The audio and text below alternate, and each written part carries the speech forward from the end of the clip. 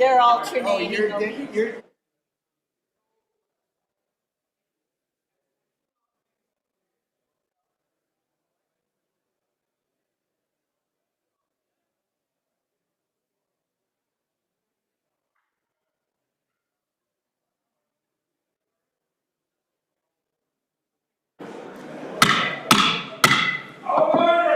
the Senate will come to order. Chief Clerk will call the roll. Senate roll call, day 4, February 12th, 2026. Anderson? Here. Barlow? Present. Boner? Here. Brennan? Here. Case? Present. Cooper? Here. Crago? Here. Crum? Present. Dockstetter? Here. Driscoll? Here. French? Here. Guru? Here. Hicks? Here. Hutchings? Here. Ide? Here. Jones? Here. Cole? Present. Landon? Here. Larson? Here. Love? Here. McEwen? Here. Nethercott? Here. Olson? Here. Pappas? Here. Pearson? Here. Rothfuss? Here. Salazar? Here. Schuler? Here. Scott? Here. Steinmetz? Here. President Beitman? Here. 31 present. Thank you, Chief Clerk. Prayer by Reverend Christian Paul Basil from St. Mark's Episcopal Church. Welcome back, sir.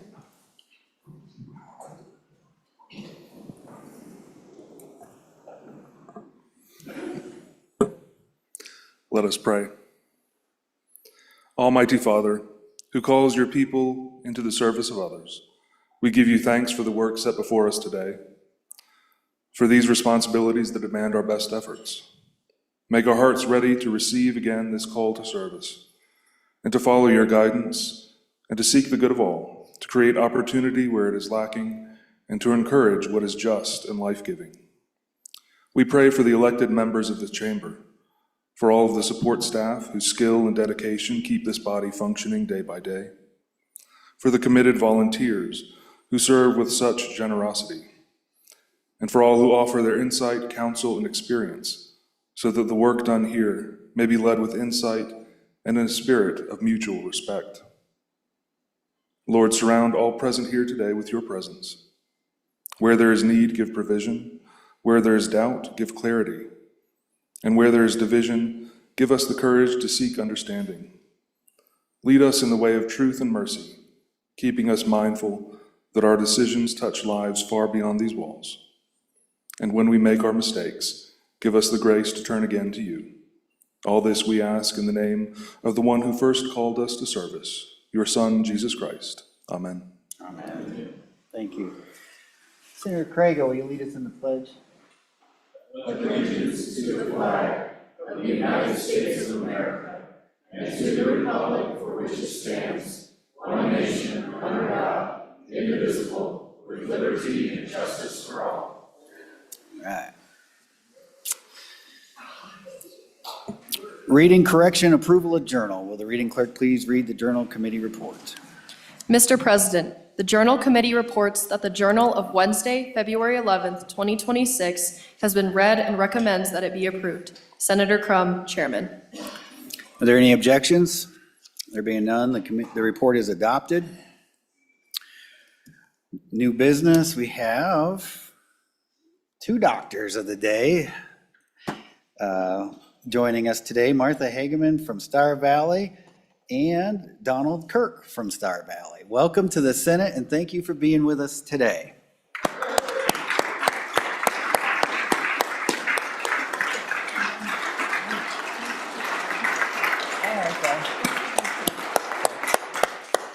All right. All right. Sure. If they could come up, I have some certificates for you guys, if that would be great. So come on down, the price is right.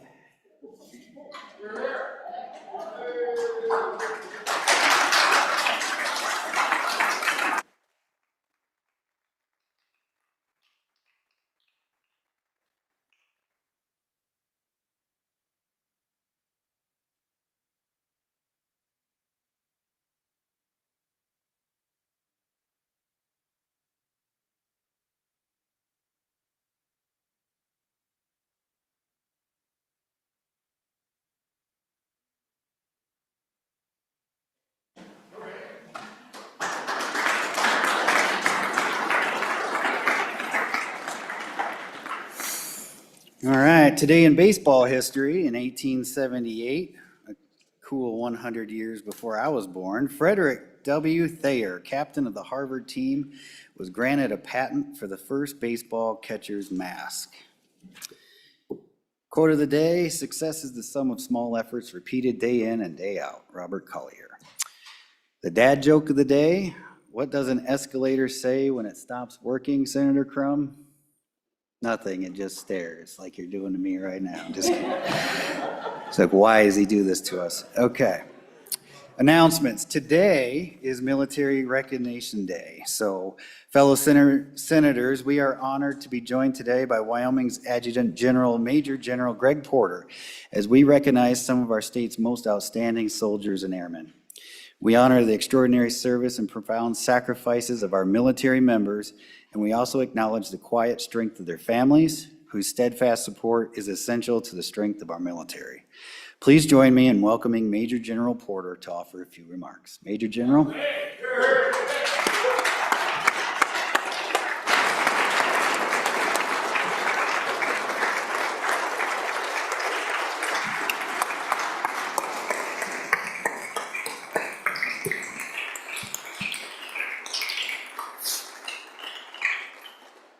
Hey, thank you, everyone.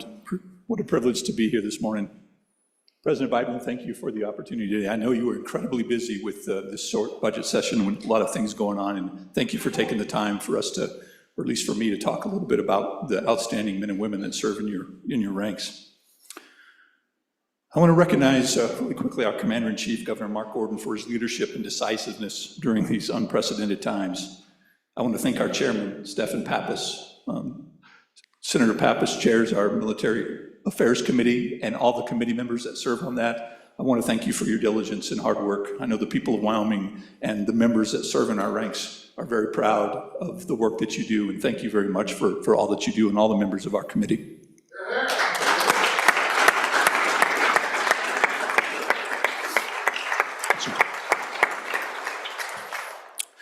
In about 5 months, the nation will celebrate her 250th birthday.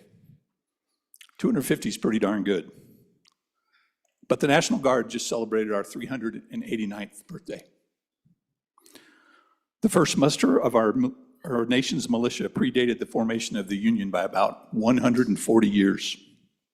So too in our state, the Wyoming State Militia was formed a full 20 years before statehood.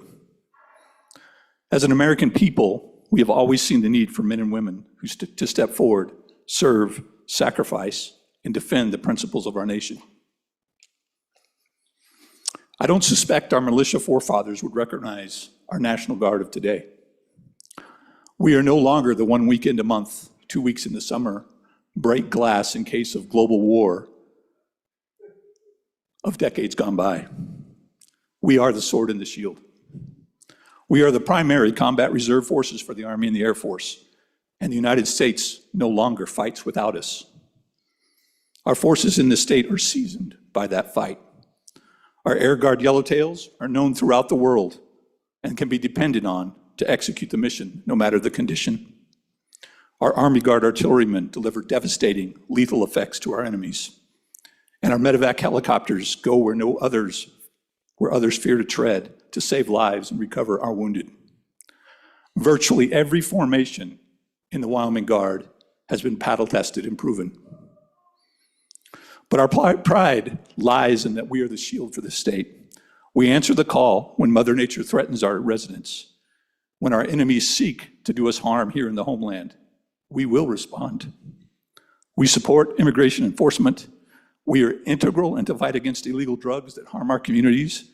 We even seek to educate our youth on math, science, and robotics through our STAR-based program.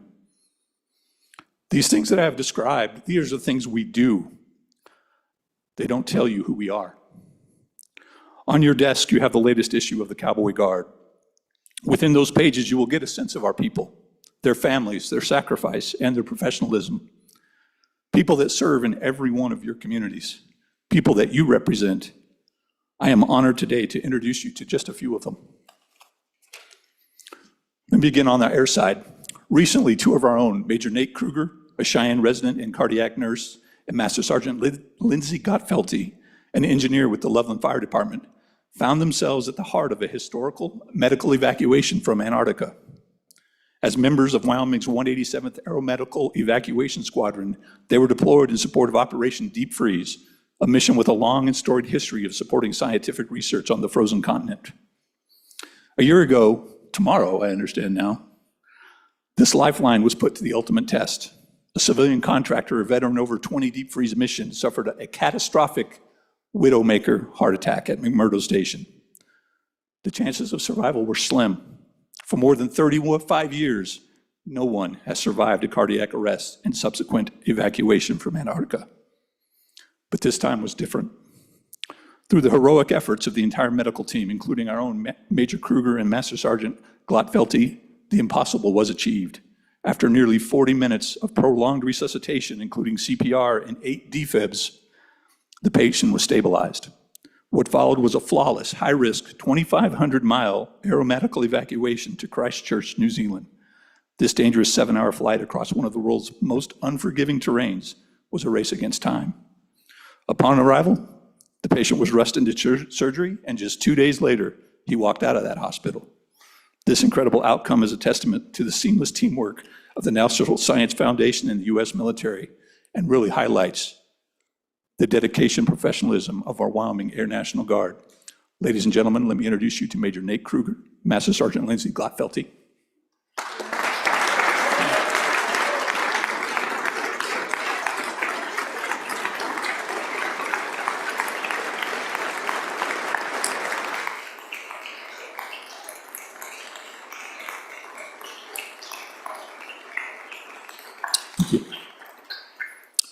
Next, I'd like to highlight the outstanding leadership of one of our junior officers, First Lieutenant Ellen Lang, who returned from a deployment to the Middle East with Bravo Battery of the 2nd 300th Field Artillery, which is stationed in Lander, Wyoming.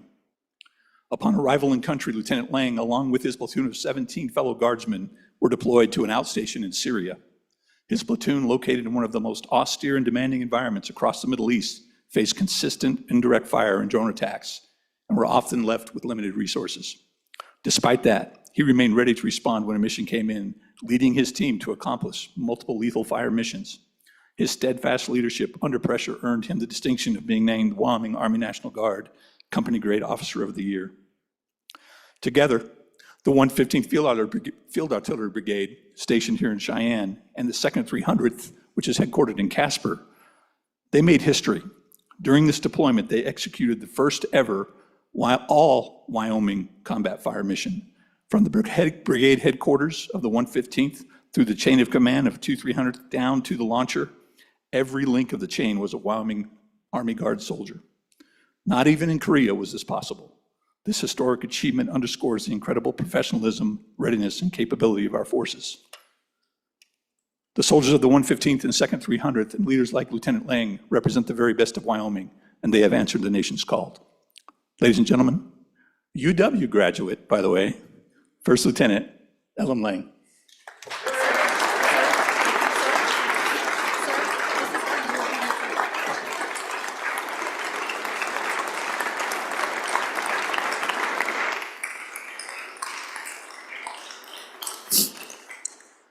Lastly, I would like to end with a story about the men and women serving on our home turf. On the evening of September 1st of last year, a Black Hawk crew from G Company of our 2nd of 211th Aviation Battalion was on wildfire standby in Pinedale, Wyoming. As dust settled, they received a call from that a civilian aircraft had gone down in the rugged mountains near Sheridan. Without hesitation, the crew launched into a high-risk environment. They flew into the mountains at night, at high altitude, through thick fire and wildfire smoke. When they arrived at the crash site, they faced an impossible situation. The steep forested terrain made it impossible to land. The only way to reach the survivors was to perform a daring nighttime hoist under night vision goggles. Nosing the helicopter into the mountain and lowering a medic through a small opening in the 60-foot trees created by the crash itself. Once on the ground, Staff Sergeant Ashley Ott quickly triaged the survivors, tragically confirming the death of a child passenger while preparing 2 others for immediate evacuation. The danger was far from over. On the first hoist, the patient and the medic became entangled in the treetops. In a remarkable display of skill, the pilots delicately maneuvered the aircraft while Sergeant First Class Andrew McCown expertly operated the hoist, freeing them from the branches and lifting them to safety. After delivering the first survivor to Sheridan, the crew didn't rest. They flew back in the darkness to recover the second patient. Then, redirected mid-flight, they adapted their mission and transported that survivor to a high-level trauma center in Billings, ensuring they received the critical care. This crew's actions on that September night were nothing short of heroic. They demonstrated extraordinary courage, technical mastery, and an unwavering commitment to saving lives. Today, we have half that crew, Major Lauren Gurney, the pilot, and our crew chief, Sergeant First Class Andrew McCown.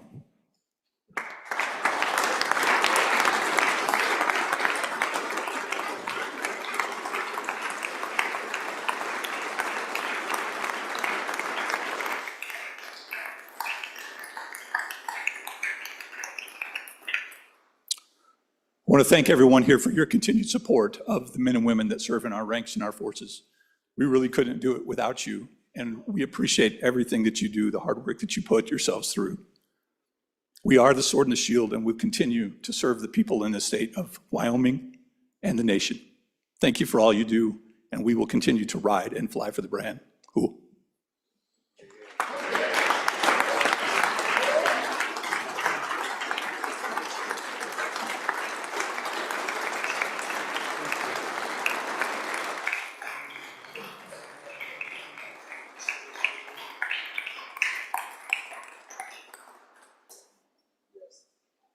Wow.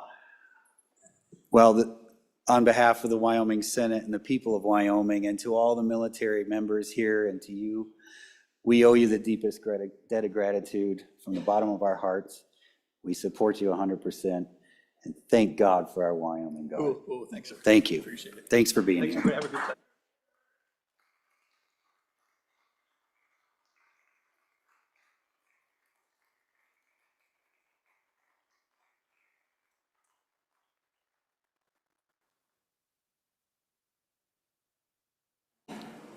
Hard to beat that.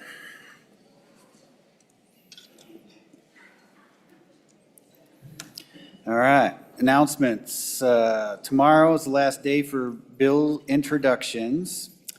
Today, we're going to go through the budget bill, about half of it, and then the other half we'll finish up tomorrow.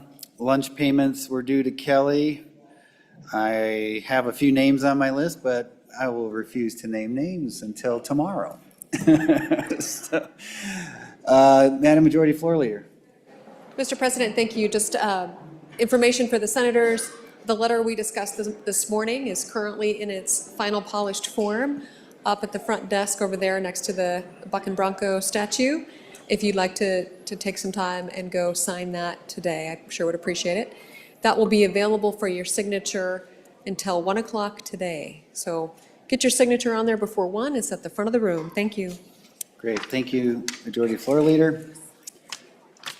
And that takes care of that. We're going to go ahead and do reports from standing committees because I got a hunch we're going to get busy.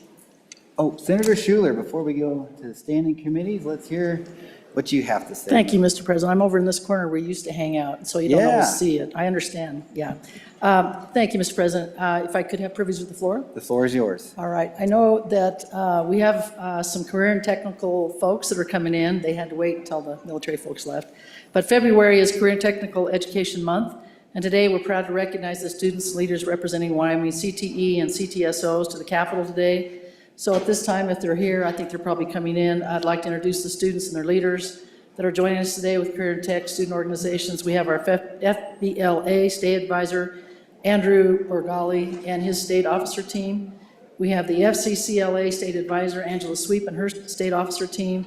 The FFA State Advisory person, Stacy Broda, and her state officer team. Skills USA State Advisor, Janie Wilcox, and her state officer team. And DECA State Advisor, Cheryl Cranford. She's not able to be here today, but 2 of her state officers are here today. And in addition to those CTSO state leaders, we're joined by leaders from the Wyoming Association for Career and Tech Education, WACTE. The WACTE president, Jason Thuran, is here, and the WACTE president-elect, Joe Allen, is here. And if there's any other CTO members, they're coming in now, so just have them stand up. Any others that have not been introduced, please stand and be recognized. And they do a great job, and I want the Senate to give them a big welcome. But before we do that, just want to remind all the members of the legislature that they're inviting you to lunch today upon adjournment to celebrate CTE in rooms W53 and W54. So, yeah, I've announced you, so just stay up there and let us give you a big welcome. Are they all here yet? They're just about done They're just about trickling in. here. Yep. Anyway, we appreciate all that you do. We know that you do amazing things in our state with our young people, and we're very proud of it. I've worked with a couple of them in particular on my side of the state, and the projects that you come up with, the things that you do. We thank you, leaders. We thank our state. I know our state person is here as well. And honestly, they've just done a great job. So please give them a big Wyoming welcome. All right.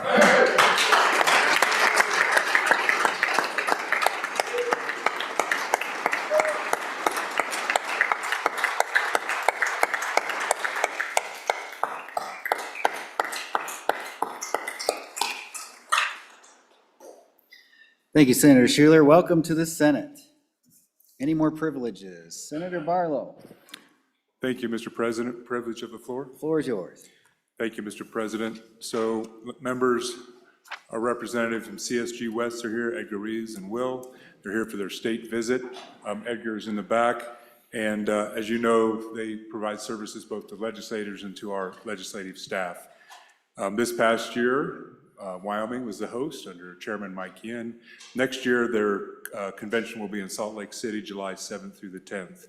They also have a legislative academy, which some of you have participated in, and those that are eligible, I visited with you this morning, so please join them for a lunch, alumni and eligible lunch for WLA in W108.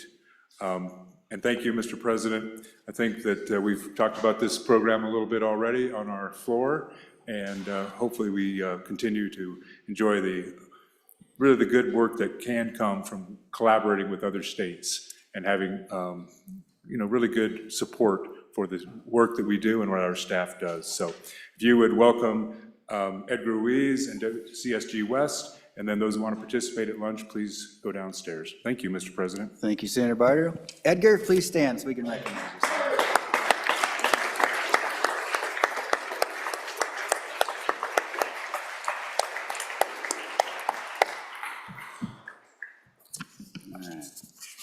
Senator Cole, Privilege of the floor. floor is yours, sir. Mr. President and Chamber, I'd like to introduce Mark Cowan. He is Sweetwater County Treasurer. And I'd like to add to this is that Mark made reforms and changes that never happened in Sweetwater County. He streamlined government, he improved efficiency, and he's done more than I've ever seen a treasurer in my time as county commissioner when I was there has ever done. So I'd like to give a big round of applause for our treasurer, Mark Cowan. All right, thank you.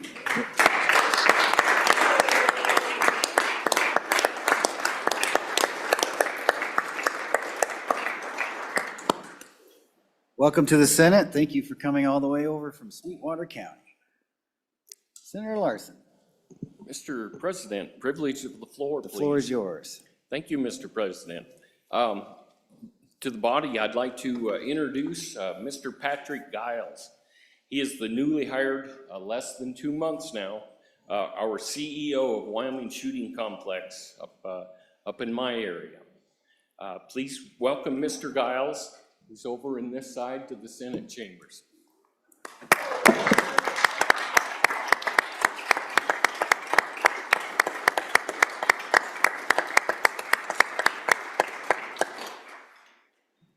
Thank you. Welcome to the Senate. Senator Dockstader. Thank you, Mr. President. I could have Tyler Schwab, if he could stand, I can't see him, if he's behind me. There he is up there. Very good. Tyler Schwab gave an extensive presentation last night in the Capitol Auditorium about human trafficking. He has a program that he spent several years working in various nations, battling against human trafficking, helping bring it to a stop. That's been a big part of his life career. He's a UW graduate, and we had him give an extensive presentation last night in the Capitol. He's based originally out of Star Valley, but he now travels the world addressing and battling against human trafficking. If the Senate would welcome Tyler Schwab, please.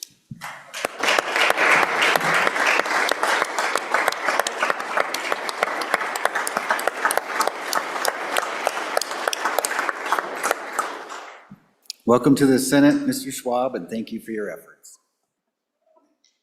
Any more privileges? Okay, let's get to standing committee reports. The following reports have been dated February 11th, 2026. Mr. President, your committee number 2, Appropriations, to whom was referred Senate File 12, Wyoming National Guard Reenlistment Bonus Program, respectfully reports same back to the Senate with the recommendation that it do pass. Ayes, Senators Driscoll, French, Garou, Larson, and Salazar. Signed, Senator Salazar, Chairman. Mr. President, your committee number 2, Appropriations, to whom was referred Senate File 13, Wyoming National Guard member referral amendments, respectfully report same back to the Senate with a recommendation that it do pass amended. Ayes, Senators Driscoll, French, Garou, Larson, and Salazar. Signed, Senator Salazar, Chairman. Mr. President, your committee number 2, Appropriations, to whom is referred Senate File 52, 2026 Large Project Funding, respectfully reports same back to the Senate with the recommendation that it do pass. Ayes, Senators Driscoll, French, Garou, Larson, Salazar. Signed, Senator Salazar, Chairman. Mr. President, your committee number 2, Appropriations, to whom was referred Senate File 69, Waste and Storm Water Infrastructure Study, respectfully reports same back to the Senate with the recommendation that it do pass amended. Ayes, Senators Driscoll, French, Garou, Larson, and Salazar. Signed, Senator Salazar, Chairman. Mr. President, your committee number 2, Appropriations, to whom was referred Senate File 70, Omnibus Water Bill Construction, respectfully reports same back to the Senate with the recommendation that it do pass. Ayes, Senators Driscoll, French, Garou, Larson, and Salazar. Signed, Senator Salazar, Chairman. Mr. President, your committee number 9, Minerals, Business, and Economic Development, to whom was referred Senate File 17, Good Neighbor Authority Amendments, respectfully reports same back to the Senate with the recommendation that it do pass amended. Ayes, Senators Anderson, Cooper, Jones, Nethercott, and Rothfuss. Signed, Senator Anderson, Chairman. Mr. President, your committee number 9, Minerals, Business, and Economic Development, to whom was referred Senate Joint Resolution 1, State Management Federal Mineral Leases, respectfully reports same back to the Senate with the recommendation that it do pass amended. Ayes, Senators Anderson, Cooper, Jones, Nethercott, and Rothfuss. Signed, Senator Anderson, Chairman. Mr. President, your committee number 10, Labor, Health, and Social Services, to whom was referred Senate File 5, Hospital Bankruptcy Proceedings, respectfully reports same back to the Senate with the recommendation that it do pass amended. Ayes, Senators Brennan, Crum, Hutchings, Scott, and Steinmetz. Signed, Senator Brennan, Chairman. Mr. President, your committee number 10, Labor, Health, and Social Services, to whom was referred Senate File 6, Eligibility for Medicaid Criteria, respectfully reports same back to the Senate with the recommendation that it do pass amended. Ayes, Senators Brennan, Crum, Hutchings, Scott, and Steinmetz. Signed, Senator Brennan, Chairman. The following reports have been dated February 12th, 2026. Mr. President, your committee number 5, Agriculture, State, and Public Land Water Resources, to whom is referred Senate File 68, Water District Funds for Maintenance Projects, respectfully reports same back to the Senate with the recommendation that it do pass. Ayes, Senators Crago, Ide, Love, McEwen, Pearson. Signed, Senator Ide, Chairman. Mr. President, your committee number 8, Transportation, Highway, and Military Affairs, to whom is referred Senate File 34, Roadside Safety Amendments, respectfully reports same back to the Senate that it do pass. Ayes, Senators Anderson, Barlow, Cooper, and Pappas. No, Kolb. Signed, Senator Pappas, Chairman. Good job, Marla, thank you. Introduction, reading, and reference of bills.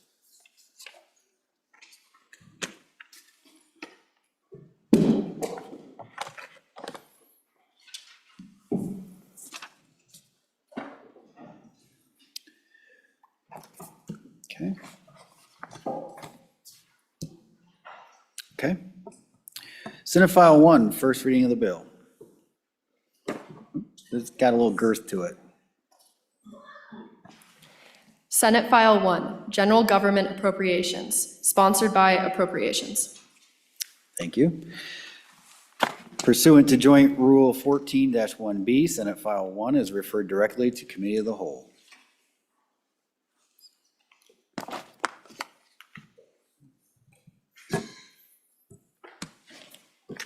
Here, I'll trade you.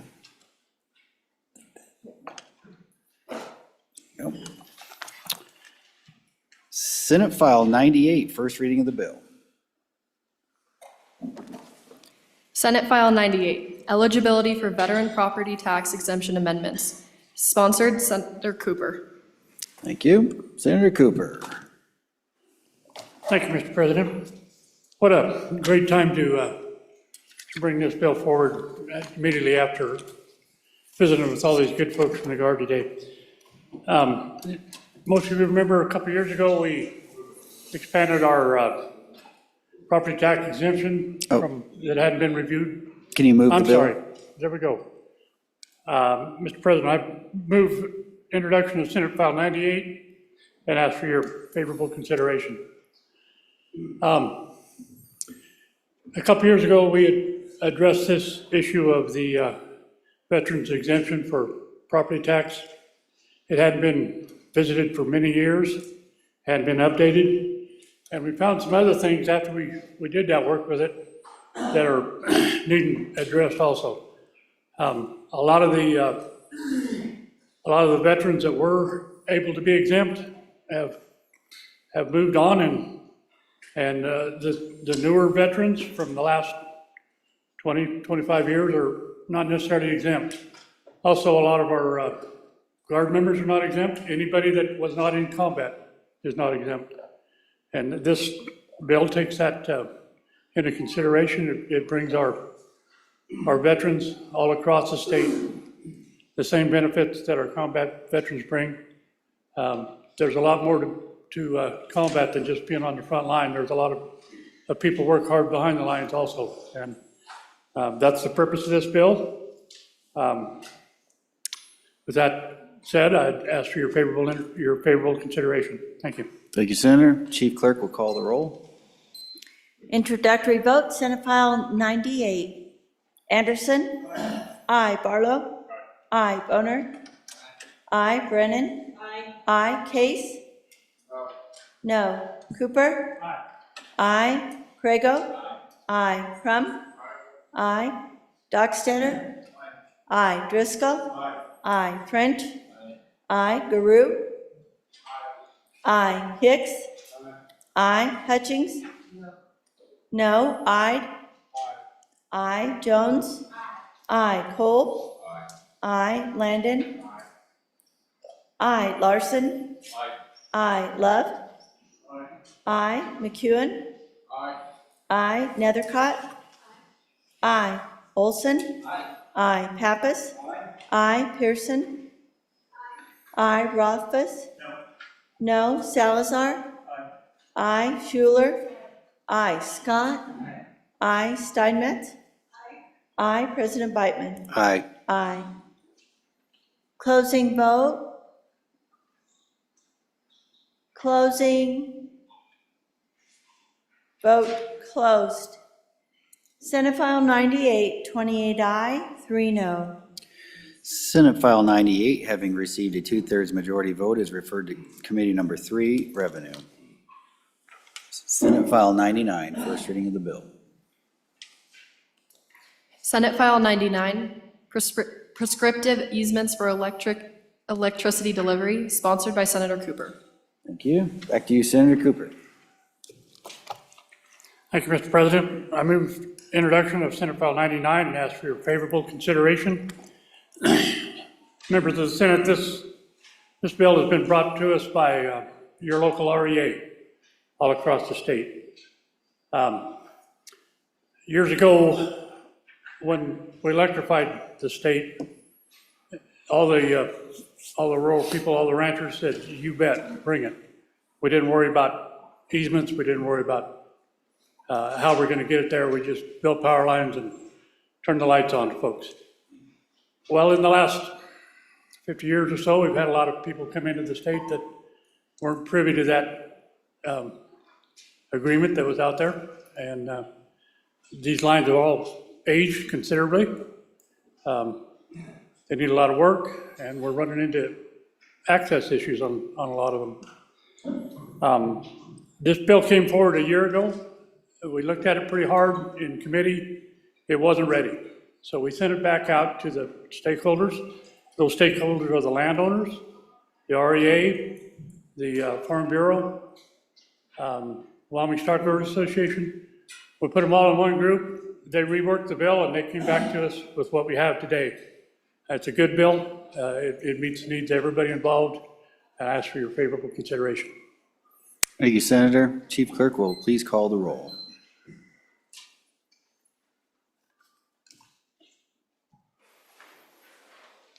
Senate File 99, introduction, Anderson. Aye. Barlow. Aye. Boner. Aye. Brennan. Aye. Case. No. Cooper. Aye. Crago. Aye. Crump. Aye. Dockstetter. Aye. Driscoll. Aye. French. No. Guru. Aye. Hicks. Aye. Hutchings. No. Ide. No. Jones.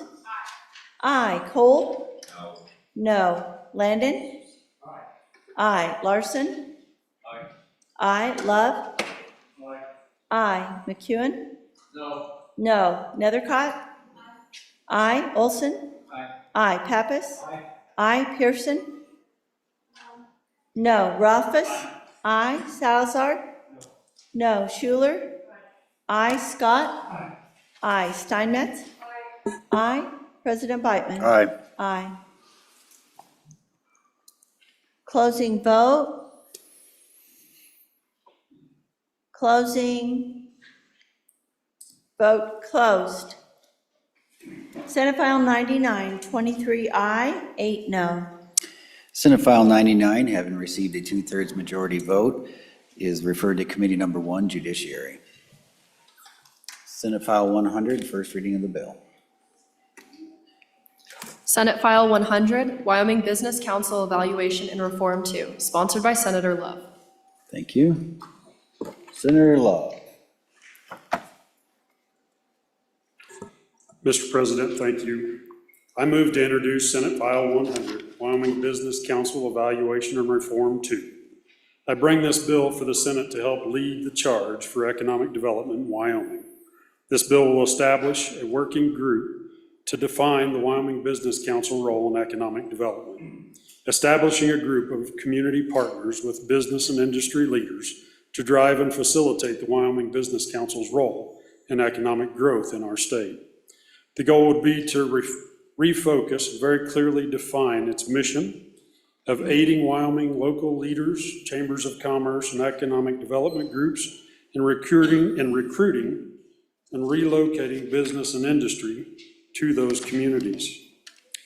This bill adds 2 non-voting legislative members to the Wyoming Business Council Board. It freezes expansion of the Business Council authority until July 1 of 2027. It requires comprehensive reporting from the Wyoming Business Council no later than April 30th of 2026. It provides for funding the task force operations. The strategic advisory group will be made up of the governor or his designatee, 2 members appointed by the Speaker of the House, 2 members appointed by the President of the Senate, 1 member of the Wyoming Business Council Board, and then there's a total of 9 executive appointments, 5 from various industries representing the diversity of Wyoming, 2 elected city and county officials, and 2 economic development organization leaders. As we think about economic development in Wyoming, there are some that might say that it's not government's role to participate in the growth of business and economic growth. But if we think back even to our original existence, in 1791, George Washington set up the first national bank, and the first $2 million worth of shares were bought by the federal government to stabilize trade in America. They also established transportation across the Potomac. They helped trade routes. If we look at our very own community, it was developed here in Cheyenne on the railroad that was Abraham Lincoln's dream of transcontinental travel. And so our entire state, our entire nation is built on a government that's willing to help grow economic development and find a place for all of her people and be active in that role.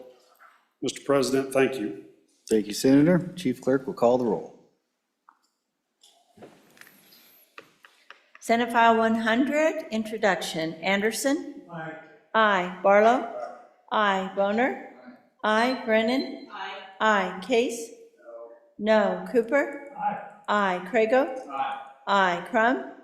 Aye. Dockstetter? Aye. Driscoll? Aye. French? No. Guru? Aye. Hicks? Aye. Hutchings? No. Ide? No. Jones?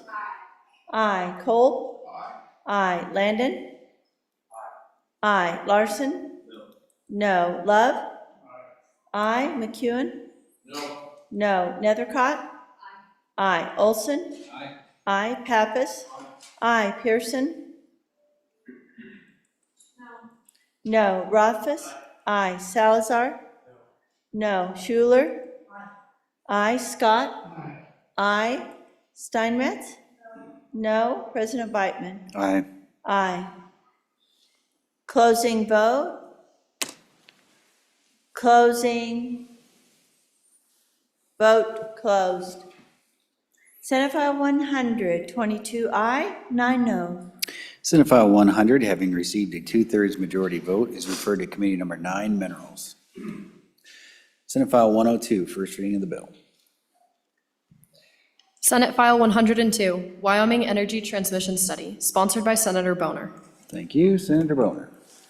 Thank you, Mr. President. I move introduction of Senate File 102 and ask for the body's favorable consideration. Ladies and gentlemen, what this bill does is it directs the Wyoming Energy Authority how to conduct a study regarding the future for our state when it comes to our ability to generate electricity and transmit that electricity throughout our region. So what is basically a two-part study. The first part is going to assess 3 different load growth scenarios. Low growth, middle of the road growth, and high growth. It assesses our current system's ability to handle that load growth, then identifies any potential gaps in that system. But then there's phase 2 of the study, which looks at how we would integrate ourselves into a more regional system, whether that be a day-ahead market or a regional transmission organization. These are organizations which are common throughout the country, and it's going to be a topic of discussion for the American West in the years ahead. So this is our opportunity to provide input as to how the Energy Authority gathers information as we begin to assess the policy decisions that we're going to be faced with as states throughout our region look to expand their reach, including a very large one on the West Coast. And also acknowledge that these organizations, these regional cooperative agreements, are very common directly to our east.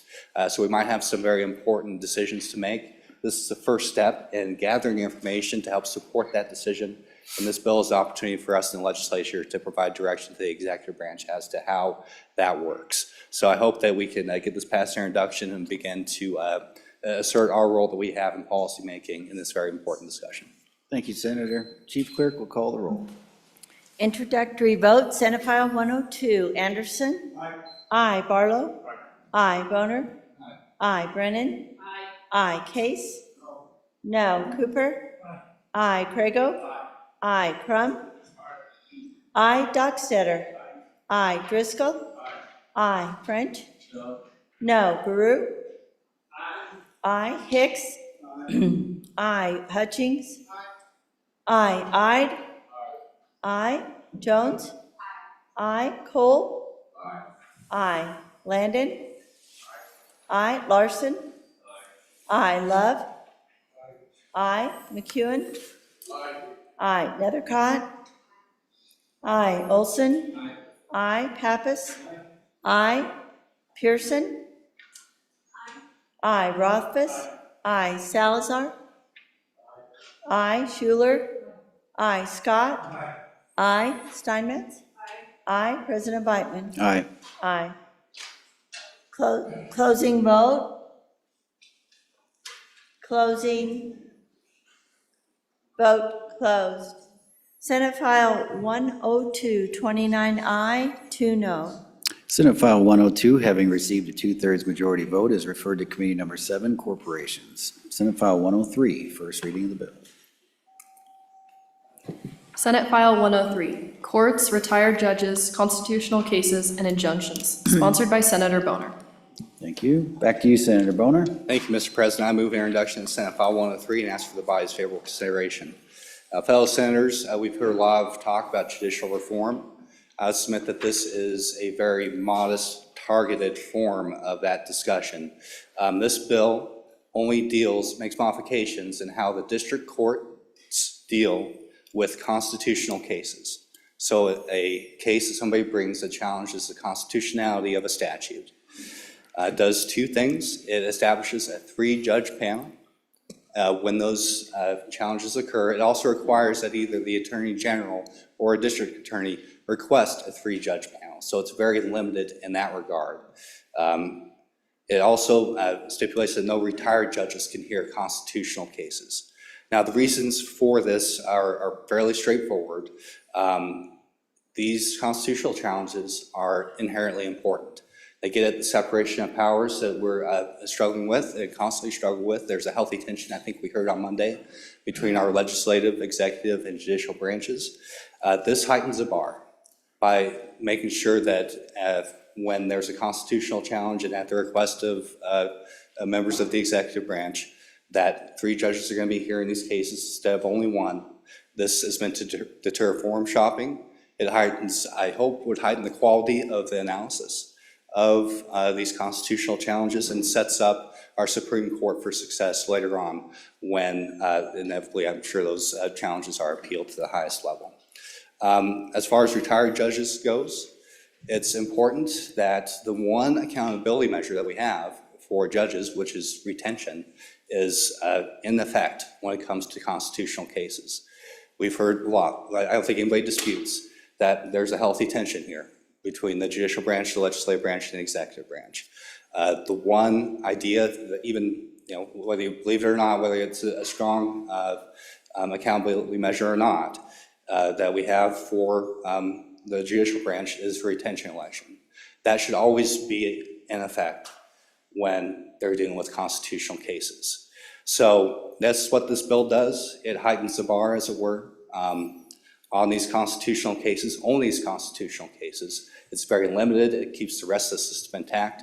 And that's the bill. I think that this is an important discussion to have as we consider the relationship between this chamber, the chamber down the hall, and the folks down the street there. I hope you can vote for it. Thank you, Senator. Chief Clerk will call the roll. Senate File 103, introduction. Anderson? No. Barlow? No. Boner? Aye. Brennan? Aye. Case? No. Cooper? No. Crago? No. Crum?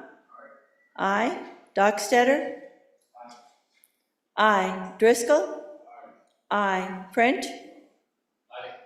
Aye. Guru? No. Hicks? Aye. Hutchings?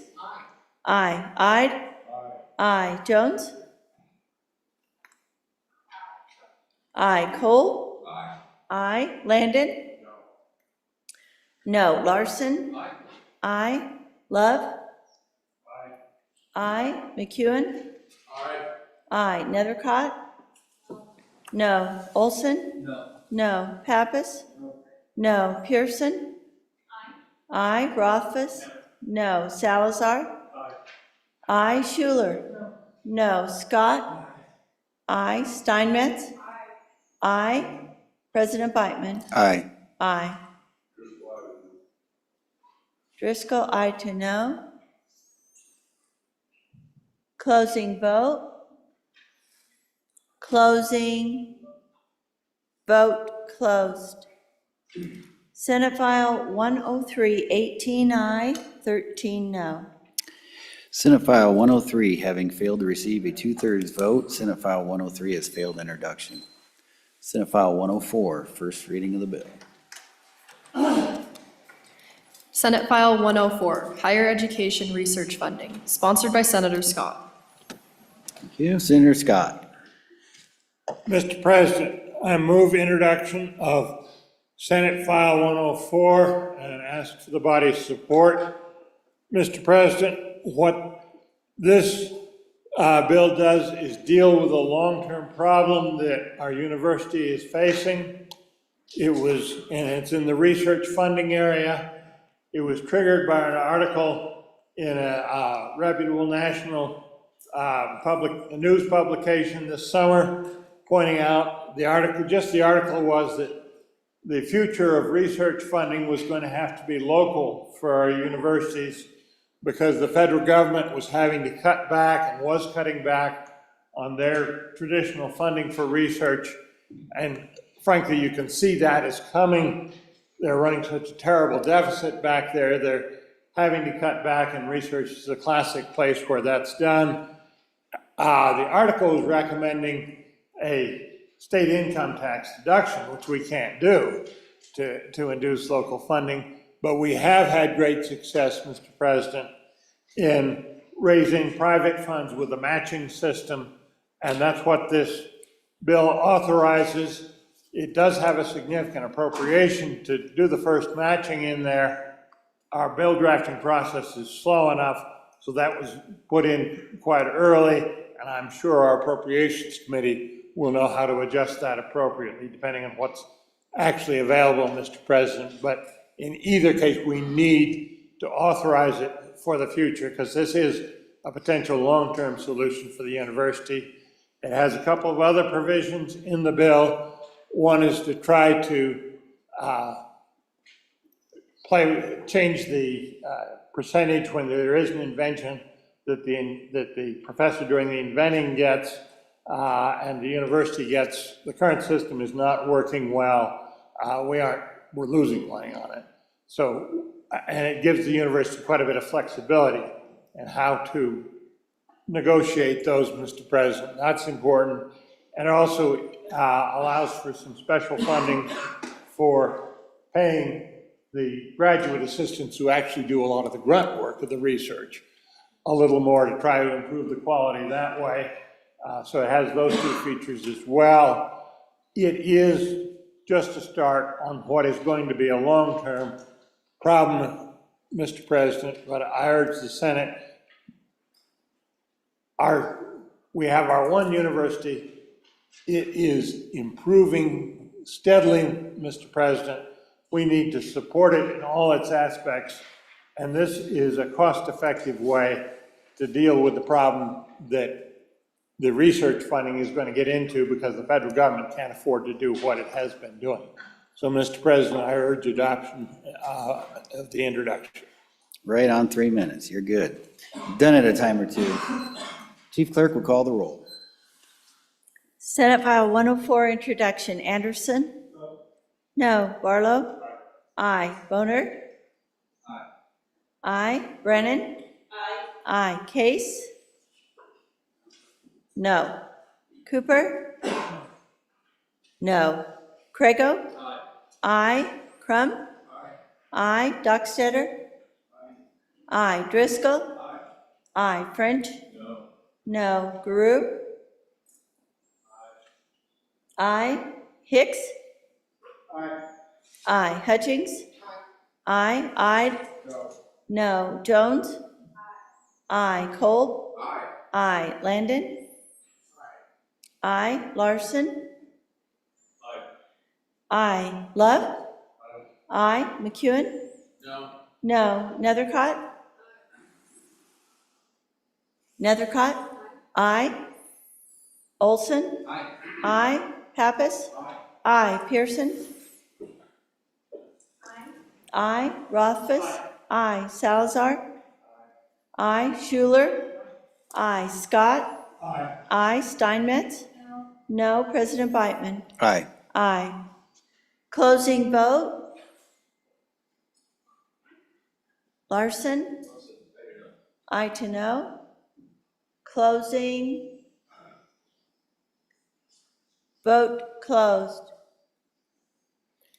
Senate File 104, 23 aye, 8 no. Senate File 104, having received a 2/3 majority vote, is referred to Committee Number 4, Education. Senate File 105, first reading of the bill. Senate File 105, Real Estate Brokers' Duties and Disclosure Amendments, sponsored by Senator Jones. Senator Jones. Mr. President, I move Senate File 105, Real Estate Brokers' Duties and Disclosure amendments and ask for your favorable consideration.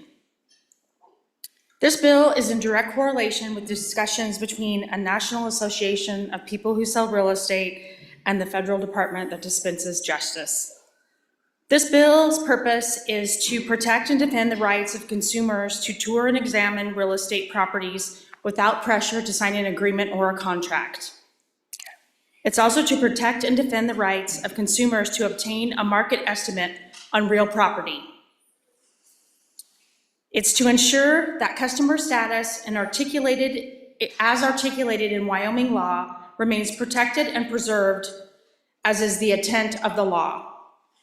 And it's to ensure that customer status, as articulated in Wyoming law, remains separate and legally distinguishable from the status of a client that has engaged in legal agency. Rest assured, Mr. President, that Wyoming has been doing it right since the late 90s. We just have a little bit of cleanup to do. This is really about putting in statute that customers do not have to sign anything in order to view property. I ask for your favorable consideration. Thank you, Senator. Chief Clerk will call the roll. Senate File 105, introduction, Anderson. Aye. Barlow. Aye. Boner. Aye. Brennan. Aye. Case. Aye. Cooper. Aye. Crago. Aye. Crum. Aye. Dockstetter. Aye. Driscoll. Aye. French. No. Guru. Aye. Hicks. Aye. Hutchings. Aye. Ide. Aye. Jones. Aye. Cole. Aye. Landon. Larson.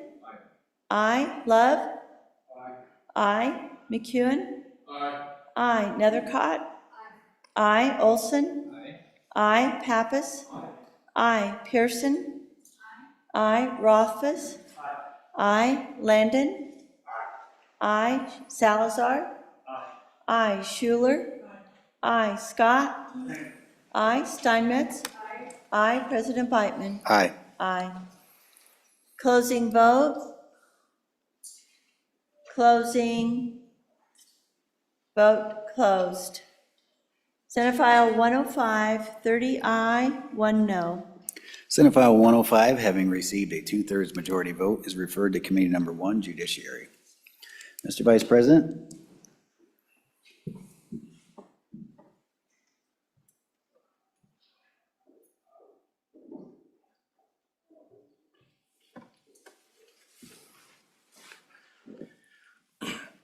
Senate File 101, first reading of the bill. Mr. President.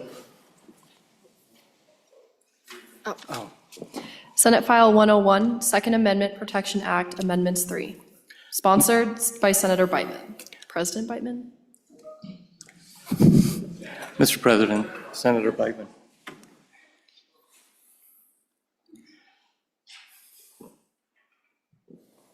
Senator Beitman. Thank you, Mr. Vice President. I move Senate File 101 for introduction and ask for your favorable consideration. Mr. Vice President, if this bill looks familiar to you, it should. This is exact replica of the bill you ran last session that passed almost unanimously out of this body. This bill is the Second Amendment Preservation Act amendments. Very familiar bill and topic to this body, as you know. Several years ago, we passed the Second Amendment Preservation Act, but that legislation had a few gaps in it. We knew that when we passed it. We promised we'd come back and fix it, and we haven't got it done yet. This bill seeks to close those existing gaps. It is, like I said, identical legislation, what this chamber and our legislature passed last year. The bill would do several key things. First, it puts critical civil penalties into the law that let individual gun owners defend their rights in the event of a violation.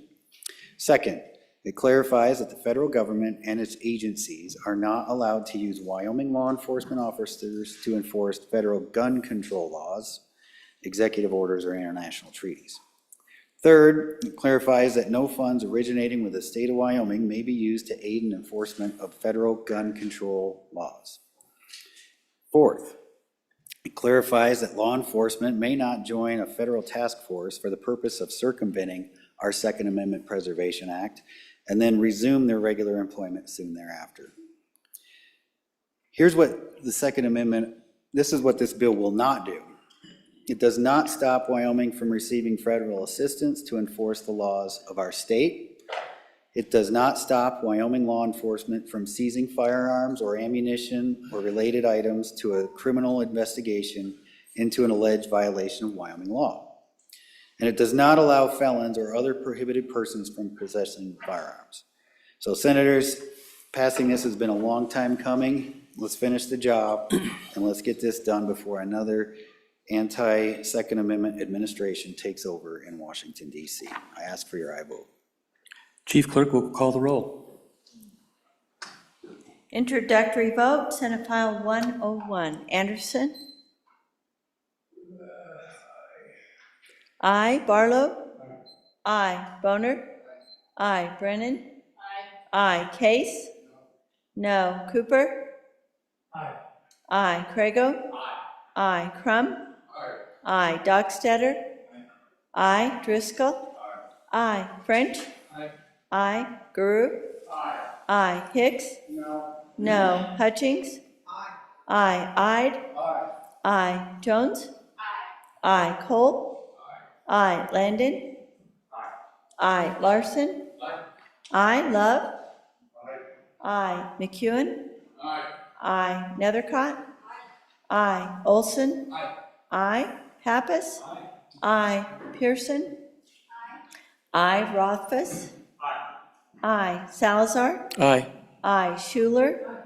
Aye. Scott? Aye. Steinmetz? Aye. President Beitman? Aye. Closing vote. Closing. Vote closed.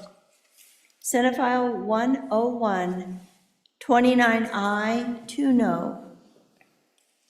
Senate File 101, having received a 2/3 majority vote, is referred to Committee Number 2, Appropriations.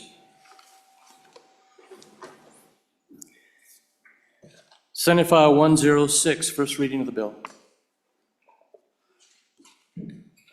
Senate File 106, Welfare Fraud Prevention Act Amendments, sponsored by Senator Beitman.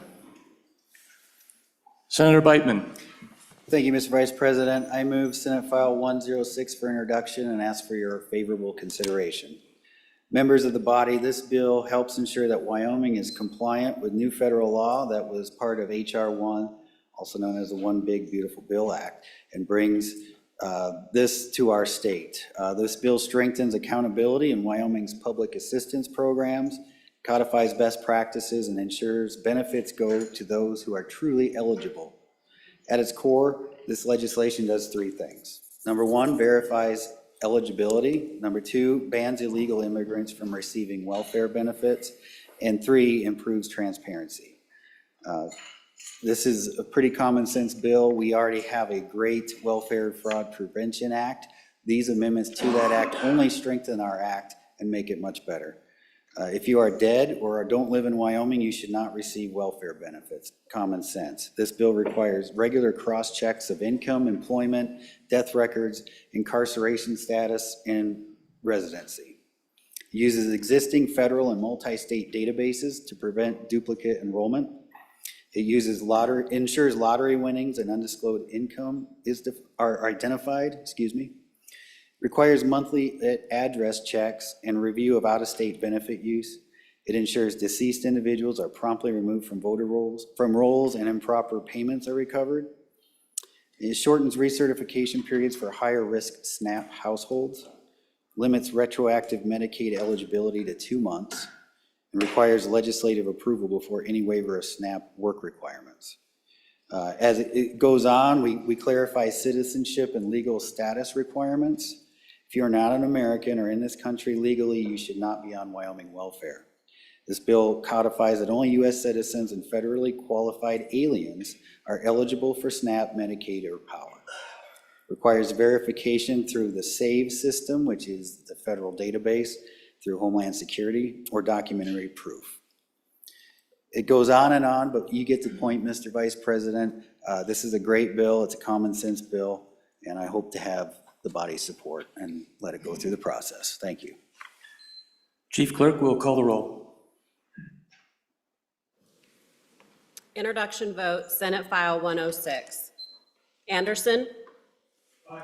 Aye. Barlow? Aye. Boner? Aye. Brennan? Aye. Case? Aye. Cooper? Aye. Crago? Aye. Crum? Aye. Dockstetter? Aye. Driscoll? Aye. French? Aye. Garou? Aye. Hicks? Aye. Hutchings? Aye. Ide? Aye. Jones? Aye. Kolb? Aye. Landon? Aye. Larson? Aye. Love? Aye. McEwen? Aye. Nethercott? Aye. Olson? Aye. Pappas? Aye. Pearson? Aye. Rothfuss? Aye. Salazar? Aye. Aye. Schuler? Aye. Scott? Aye. Steinmetz? Aye. President Beitman? Aye. Closing vote. Closing. Vote closed. Senate File 106, 31 aye. Senate File 106, having received the two-thirds majority vote, is referred to Committee Number 2, Appropriations. Mr. President.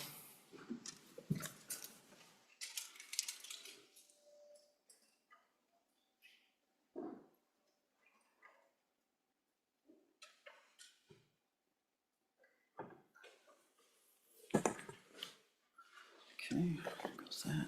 Next bill up for our consideration is Senate File 107, first reading of the bill. Senate File 107, Motor Vehicle Registration and Plate Issuance System, sponsored by Senator Nethercott. Senator Nethercott. Thank you, Mr. President. I move for introduction of Senate File 107, Motor Vehicle Registration and Plate Issuance Systems. Good Senators, this bill is brought to you by your county treasurers who are asking for an updated, modernized, and consolidated statewide software system for the purpose of issuing license plates and processing registrations. I think we can identify this bill as a government efficiency and accountability type of a bill.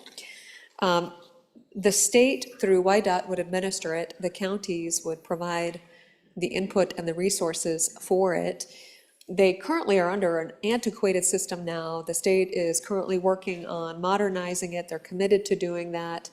The treasurers met at their annual meeting this last fall and fully support this effort that's underway in order to make this process significantly more efficient. There is no appropriation in the bill. That is intended to be no appropriation in the bill. This particular software system is not to go into effect not later than July 1st, 2028. So the details regarding those potential costs and how the counties may contribute, which the state is allowed to assess a fee for the use of the system, and that's in the bill draft. That fee is $5 for the use. But those details regarding additional costs that may come with the required system are being evaluated and anticipated to be quite reasonable for the amount of savings that will come as a result of having this updated and consolidated system. Senators, this is one of those issues that's really not something that can be determined a no vote, because they're working on a system that's about to fail. And they really need a modernized, updated statewide system that allows for the state and the counties to provide these services to our constituents in a way that's modern and reliable and efficient for these county officers to fulfill their duties. So with that, again, there's no appropriation, full support of our county treasurers, and makes a difference on behalf of our constituents. I urge your aye vote. Thank you. Thank you, Senator. Chief Clerk will please call the roll. Introduction vote, Senate File 107. Anderson? Aye. Aye. Barlow? Aye. Boner? Aye. Brennan? Aye. Aye. Case? Aye. Cooper? Aye. Aye. Crago? I, Crum. I, Dockstader. I, Driscoll. I, French. I, Garou. I, Hicks. I, Hutchings. I, Ide. I, Jones. I, Kolb. I, Landon. I, Larson. I, Love. Love. I, McEwen. I, Nethercott. I, Olson. I, Pappas. I, Pearson. I, Rothfuss. I, Salazar. I, Schuler. I, Scott. I, Steinmetz. I, President Beitman. Aye. Aye. Closing vote. Closing. Vote closed. Senate File 107, 31 ayes. Thank you. Senate File 107, having received a 2/3 majority vote, is referred to Committee Number 8, Transportation. Senate File 108, first reading of the bill. Senate File 108, Election Purity and Hand Count 2, sponsored by Senator Larson. Senator Larson. Mr. President, thank you. I move for introduction Senate File 108, Election Purity and Hand Counting.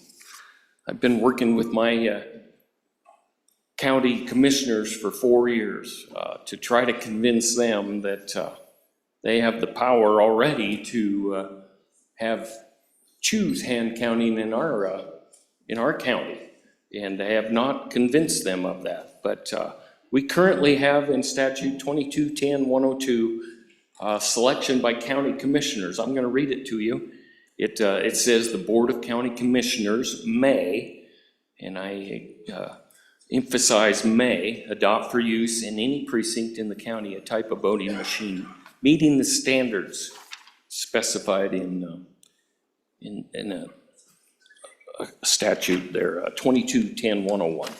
And then also in 2211-102, it states the Board of County Commissioners of each county may adopt for use either experimentally or permanently in any election in any or all polling places within the county, any electronic voting system authorized by law. And above it states a vendor where it talks about tabulating, using electronic voting systems for tabulating. So they keep coming back to me and say, well, we don't know what may means. I say, well, it doesn't say shall, so you can choose. But I'm bringing this bill to just let them know that, our legislature thinks that we should just do hand counting if this passes. For 4 years in my area, we've been doing a survey. Well, I guess it hadn't been 4 years, about 2, going to farmers markets, coffee shops, in front of grocery stores, and at the fair.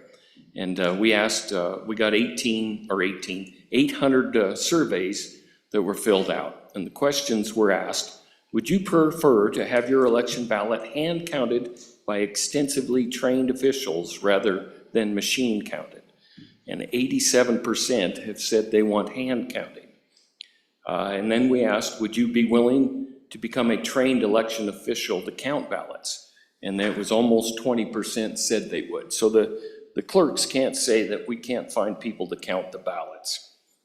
I'm sorry this bill is so long. It's 51 pages. The bill would remove the use of tabulating machines to count ballots at our elections. If passed, our ballots would be counted by the highly trained fellow citizens. I just want to emphasize most of Europe and the country north of us protect their integrity and trust of their elections with public, observable hand counting of paper ballots.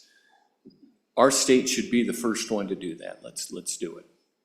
Thank you, Senator. Chief Clerk will please call the roll. Introduction vote, Senate File 108. Anderson? No. No. Barlow? No. Boner? No. Brennan? No. Case? No. Cooper? No. Crago? No. Crum? No. Dockstetter? No. Driscoll? No. French? Aye. Garou?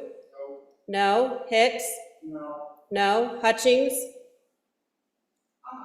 Aye. Ide? Aye. Jones? No. Kolb? No. Landon? No. Larson? Aye. Love? No. McEwen? Aye. Nethercott? Aye. Olson? No. Pappas? No. Pearson? Aye. Rothfuss? No. Salazar? Aye. Schuler? No. Scott? No. Steinmetz? No. President Beitman? Aye. Aye. Closing vote. Closing. Vote closed. Senate File 108, 9 ayes, 22 noes. Senate File 108, having failed to receive a 2/3 majority vote, Senate File 108 has failed introduction. Senate File 109, first reading of the bill.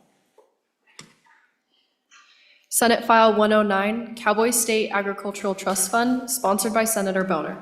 Thank you. Senator Boner. Thank you, Mr. President. I move introduction of Senate File 109 and ask for the body's favorable consideration. Mr. President, this bill is a result of the Cowboy State Agricultural Initiative, which has been ongoing since late summer. This initiative is at the request of our ag producers throughout the state. And so after several meetings over the months, this is what we've come up with as far as the legislative part of that effort. So what this bill does is it connects ag producers directly with institutions which support production agriculture. It does this by setting up a 9-member committee. It's comprised of members of the private sector involved in production agriculture, as well as the Department of Agriculture, UW College of Agriculture, community colleges, high school CTE, anything that that is currently a function of government which has some role in supporting production agriculture. It sets aside $10 million, and the idea is to use the interest from that $10 million to fund grants that will support our producers. These grants could be used for workforce development, research, overcoming regulatory barriers. We've had these discussions over the years, Mr. President. What sort of research should we be doing at the university to better support our ag producers? The reality is that they're ending up chasing a lot of federal funds, as we heard before, which may or may not have our ag producers' best interests at heart. We've heard a lot about workforce development, whether that be folks ready to go into the private sector or to maybe go to work for some of our land management agencies at the state or federal level, have somebody with some actual real expertise in those positions so that they can have a positive effect on our economy.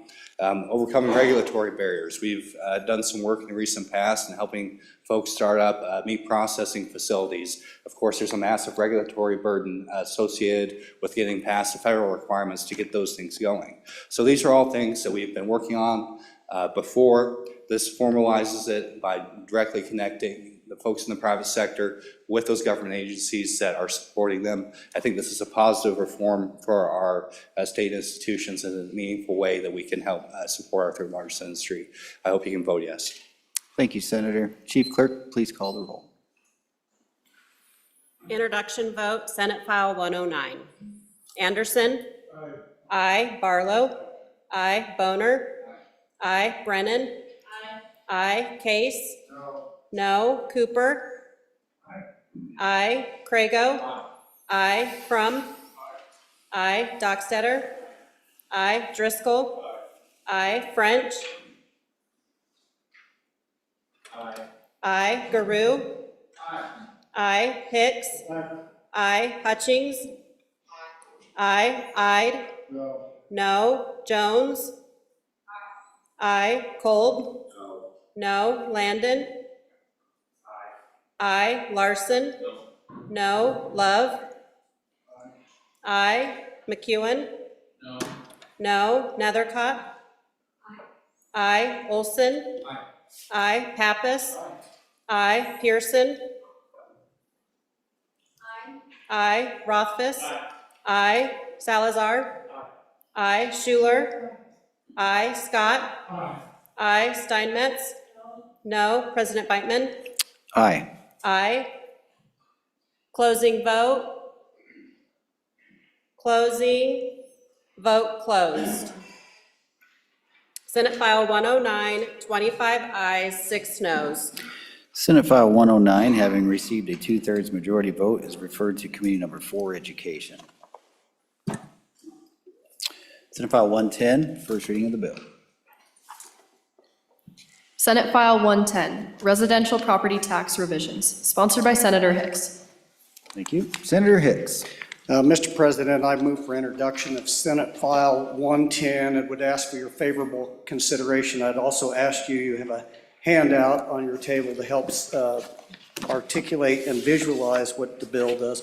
Mr. Chairman, I've sat through this chamber for the last 2 years, just like all of you, and we've debated residential property tax reform. One thing that I fundamentally have come out of the last 2 years is I think the vast majority of us agree that residential property tax relief is something we should do. Where we tend to get hung up is as to what level and then where that money comes from out of that residential property tax. Currently, if you look at the schematic that you have, that's a schematic on an average statewide basis, and I've characterized that down into 2 broad categories. 70% of that is collected for the school system, and then 30% of that is local government property taxes. And so what this tries to do is not change what we've already done. It just shifts the mechanism on how we collect and provide those property taxes, and then also looks and say, what is the legislature responsible for? What's those counties and other jurisdictions responsible for? So what the bill effectively would do is go in and we'd implement the constitutional amendment that was passed by the people on November 5th of 2024. We would go in there and we would establish, based on that constitutional amendment, that 4th class of property as defined as those residential occupied properties that was in that constitutional amendment. So we bring that in. That's about a 13% reduction. It still doesn't get to the level that the legislature collectively passed last year. It was 25%. So rather than going there, and currently what we do on that schematic, we take 25% out of each one of those pieces of pie. What this does is come back and say, look, we're going to give you the total 25% reduction, but we're going to take that out of the money that we collect through the legislature that's under our authority, and we would reduce those numbers of mills collected on the school foundation side down to that 25%. So it honors the commitment that we provided that last year, the 25%. It institutes the constitutional amendment passed by the people to establish that 4th class, and it meets all those criteria. When you run the numbers and the level of mills that we need to reduce, it comes out almost within, when we're talking 200 million, it's within $1 million.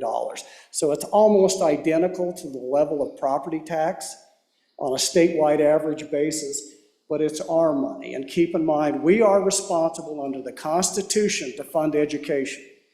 But this clearly puts the burden back on us. If we're going to grant property tax relief, we'll implement the constitutional amendment, and we'll take that money out of our pot of money, and we will grant those folks across the state a uniform 25% reduction in their property tax. It's not inconsistent with what we have done in the past, but it tries to carve out what we have jurisdiction over, and we do that through adjusting those mills, not just taking a broad percentage across everybody's money out there that's collected. I would ask for your favorable consideration on introduction and look forward to working this important piece of property tax relief with you here in the Senate. Thank you, Senator. Chief Clerk will call the roll. Introduction vote, Senate File 110. Anderson? No. Barlow? Aye. Boner? Aye. Brennan? Aye. Case? No. Cooper? Aye. Crago? Aye. Crum? Aye. Dockstetter? Aye. Driscoll? Aye. French? Aye. Garou? Aye. Hicks? Aye. Hutchings? Aye. Ide? Aye. Jones? Aye. Kolb? Aye. Landon? Aye. Larson? Aye. Love? Aye. McEwen? I. Nethercott. I. Olson. I. Pappas. I. Pearson. I. Rothfuss. No. Salazar. I. Schuler. I. Scott.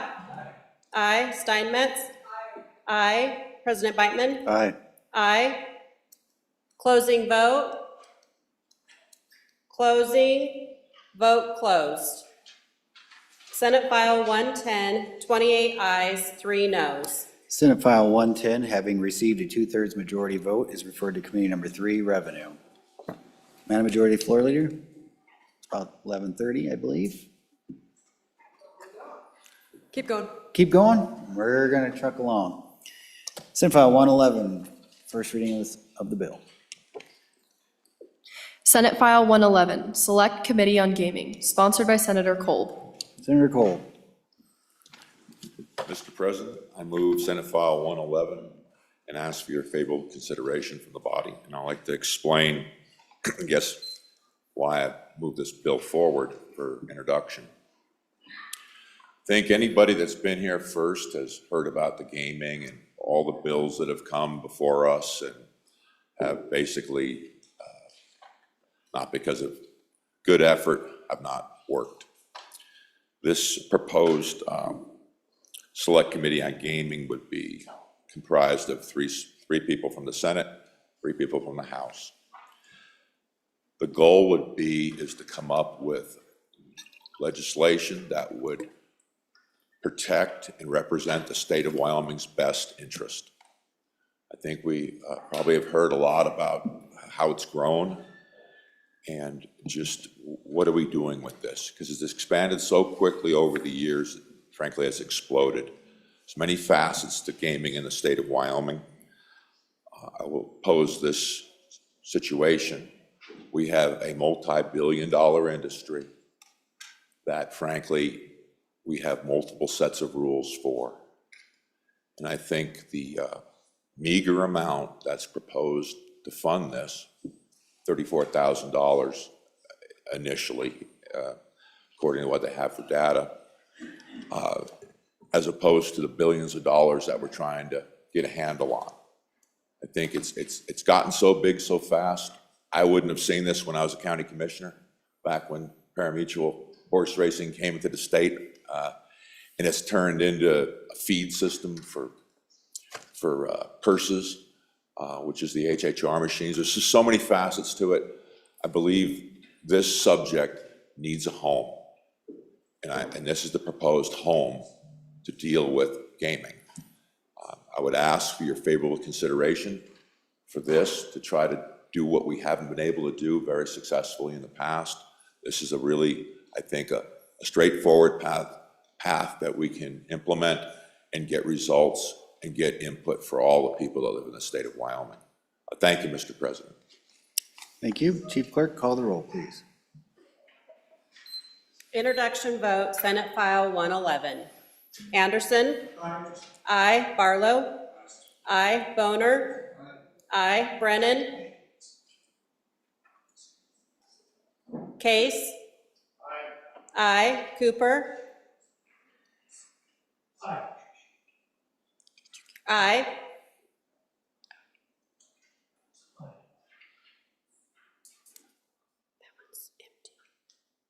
Brennan. Aye. Crago. Aye. Crum. Aye. Dockstetter. Aye. Driscoll. Aye. French. Aye. Guru.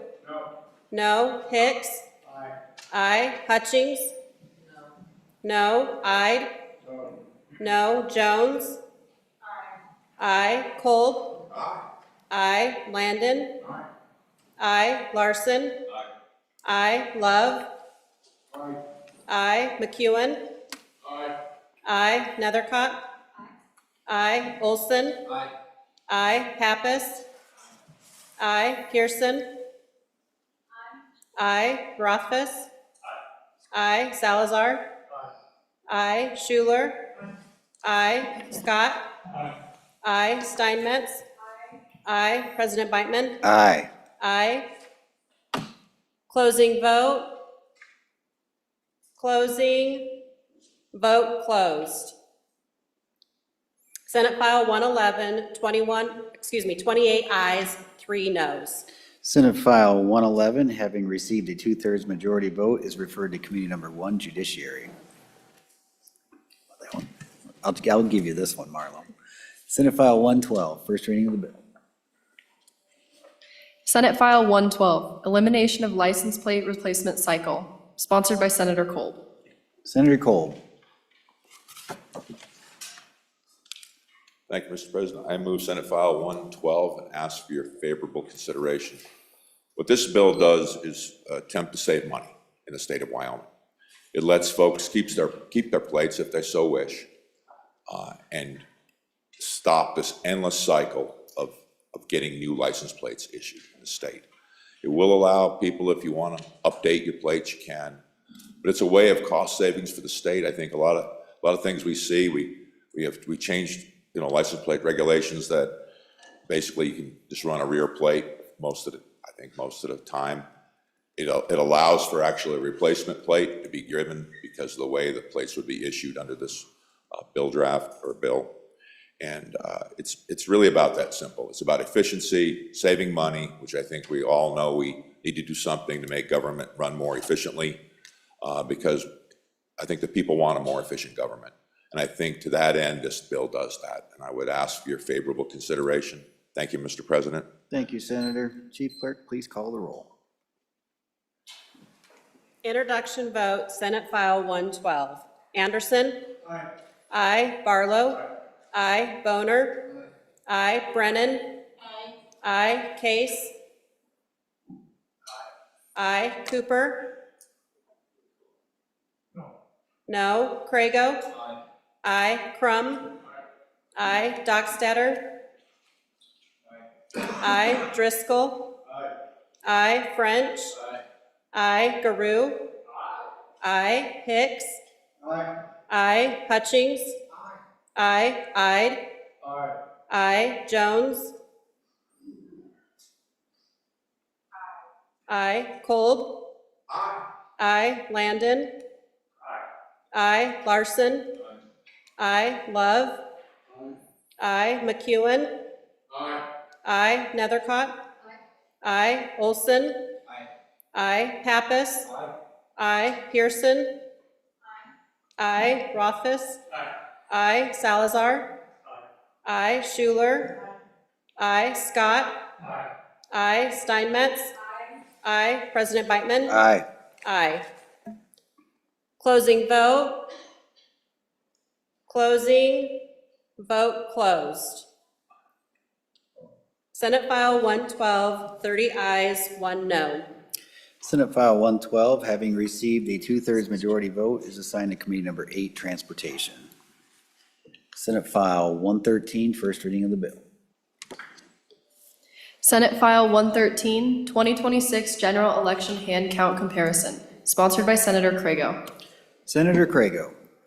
Thank you, Mr. President. I move introduction of Senate File 113, 2026 General Election Hand Count Comparison, and ask for your favorable consideration. Mr. President, we have a lot of work to get done today, and I know there's other bills waiting, so I'm going to be brief. This bill is an election integrity bill that I worked on with our county clerks. It's the result of a great deal of back and forth with them to accomplish a hand count comparison, or audit, if you will.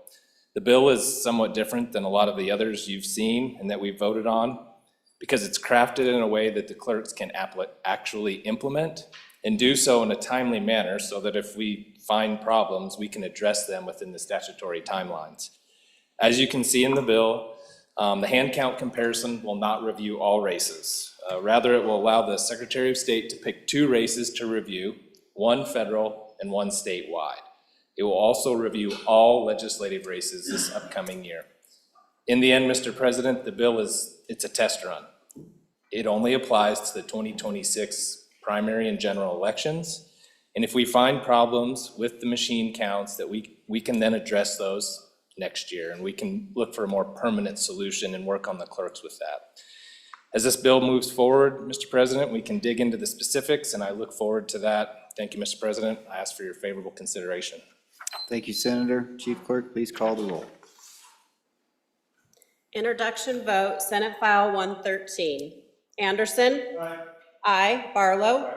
Aye. Boner? Aye. Brennan? Aye. Case? No. Cooper? Aye. Crago? Aye. Crum? Aye. Dockstetter? Aye. Driscoll? Aye. French? Aye. Garou? Aye. Hicks? Aye. Hutchings? Aye. Ide? Aye. Jones? Aye. Kolb? Aye. Landon? Aye. Larson? Aye. Love? Aye. McEwen? Aye. Nethercott? Aye. Olson? Aye. Pappas? Aye. Pearson? Aye. Rothfuss? Aye. Salazar? Aye. Schuler? Aye. Scott? No. Steinmetz? Aye. President Beitman? Aye. Aye. Closing vote. Closing vote closed. Senate File 113, 29 ayes, 2 noes. Senate File 113, having received a 2/3 majority vote, is referred to Committee Number 7, Corporations. Senate File 114, first reading of the bill. Senate File 114, Election of Representatives by County, sponsored by Senator McEwen. Senator McEwen. Mr. President, I move the election of Senate File 114, Election of Representatives by County.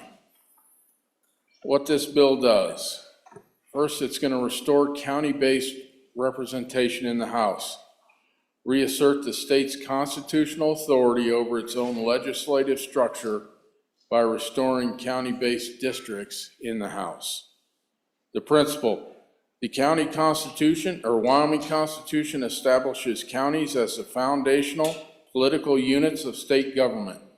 Counties are coherent communities and shared economic, geographic, and civic interests. Legislative districts should respect these historic and constitutional boundaries. The state has the sovereign authority to structure its legislature to best fit Wyoming. The problem, current single-member districts fragment counties and communities. Legislative lines are drawn through towns across county borders for population balancing. The redistricting process incentivizes political line drawing rather than community representation. County delegations, once clearly understood and locally accountable, have been diluted.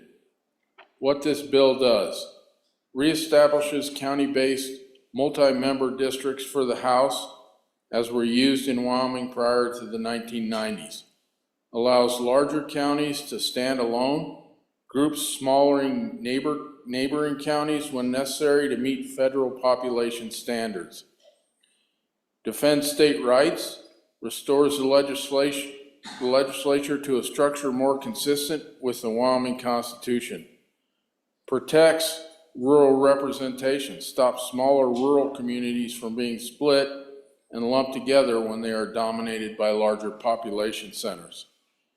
County integrity keeps political communities intact rather than slicing them apart, reduces arbitrary line drawing, no more complicated map manipulation, strengthens local accountability, representatives answer to real recognized communities. Federally constitutional population deviations remain within established judicial limits. And I ask for your favorable vote. Thank you, Mr. President. Thank you, Senator. Chief Clerk, will please call the roll. Introduction vote, Senate File 114. Anderson? No. Barlow? No. Boner? Aye. Brennan? Aye. Case? Aye. Cooper? Aye. Crago? Aye. Crum? Aye. Dockstetter? Aye. Driscoll? Aye. French? Aye. Garou? No. Hicks? Aye. Hutchings? Aye. Ide? Aye. Jones? Aye. Kolb? Aye. Landon? No. Larson? Aye. Love? Aye. McEwen? Aye. Nethercott? Aye. Olson? Aye. Pappas? Aye. Pearson? Aye. Rothfuss? No. Salazar? Aye. Schuler? Aye. Scott? Aye. Steinmetz? Aye. President Beitman? Aye. Aye. Closing vote? Landon, no to aye. Nethercott? Closing vote? Closing, vote closed. Senate File 114, 27 ayes, 4 noes. Senate File 114, having received a 2/3 majority vote, is referred to Committee Number 7, Corporations. Madam Majority Floor Leader. Mr. President, I move that we stand recessed until 2 p.m. Okay. Any announcements? Any announcements? Wake up, everybody. Senator Case, kick us off.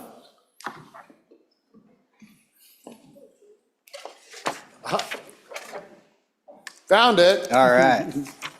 Mr. President, I've been watching a lot of late night spring training, so I'm a little slow at the switch, but it's pitchers and catchers are looking good, I'll tell you. Oh, I tell you what, I'm so excited. Hey, Mr. President, thank you. Your committee number 7, Corporations, will meet tomorrow morning at 9 a.m. Everybody gets to sleep in, it's Friday. And we have one bill on our roster, Senate File 82, Duties of Registered Agents Amendments, 9 a.m. tomorrow. Thank you, Chairman Case. Senator Nethercott. Thank you, Mr. President. The Rules Committee with senators will be meeting at noon as a result of the availability of room. It will not be in the old Supreme Court room, but it will be in room E001 and online. That will be the Rules Committee to consider Rule 15-9. Also, senators, that letter remains at the front and will remain available until 1 p.m. this afternoon. Thank you. Thank you, Senator. Let's go to Senator Brennan next. Thank you, Mr. President. Your committee number 10, Labor, Health, and Social Services, will meet tomorrow upon the noon recess to take up Senate File 19, epinephrine delivery methods, Senate File 41, portable benefit account, and Senate File 48, Stem Cell Freedom Act. Thank you. Senator Schuler. Thank you, Mr. President. The Education Committee will meet tomorrow, 8 o'clock in the morning. I'm not sure yet if we're still in W06 or if we can move back. I'll let you know by this afternoon. But we're going to take a look at 3 bills. Senate File 36, Hathaway Lump Sum Merit Scholarship, Senate File 47, Increase of Hathaway Scholarship Awards, and Senate File 59, K through 12 Language and Literacy Programs. Thank you, Senator Schuler. Senator McEwen. Mr. President, your Revenue Committee will meet tomorrow upon noon recess, and we will be taking up Senate File 44, Gambling Amendments, and Senate File 46, Skill-Based Amusement Games, Licensed Liquor Establishments. Thank you, Mr. President. Senator. Senator Anderson, what's going on in my favorite committee over there? Mr. President, your favorite committee, Minerals and Economic Development, will meet tomorrow noon upon noon recess at Capitol Extension Room W4 and online to hear 3 bills, Senate File 20, Data Privacy Government Entities, Senate File 21, Wyoming Stable Token Amendments, and Senate File 22, Unincorporated Nonprofit Associations Amendments. Thank you. Great, thank you, Senator. Senator Salazar. Thank you, Mr. President. The Senate Appropriations will be meeting at 12:15 in room 202E202. We'll be taking up 3 bills, Senate File 14, literacy position for K-3 reading program, Senate File 32, 911 funding, and Senate File 04, Medicaid rate increase EMS service. And Senate Appropriations will be meeting tomorrow at the noon recess. We will be dealing with Senate File 101, Second Amendment Protection Act Amendments 3, as well as additional referrals as assigned. Thank you, Mr. President. Thank you, Mr. Vice President. Any further announcements? Seeing none. You've all heard the motion. All those in favor say aye. Those opposed, no. Motion carries. The Senate shall stand recessed until 2 p.m.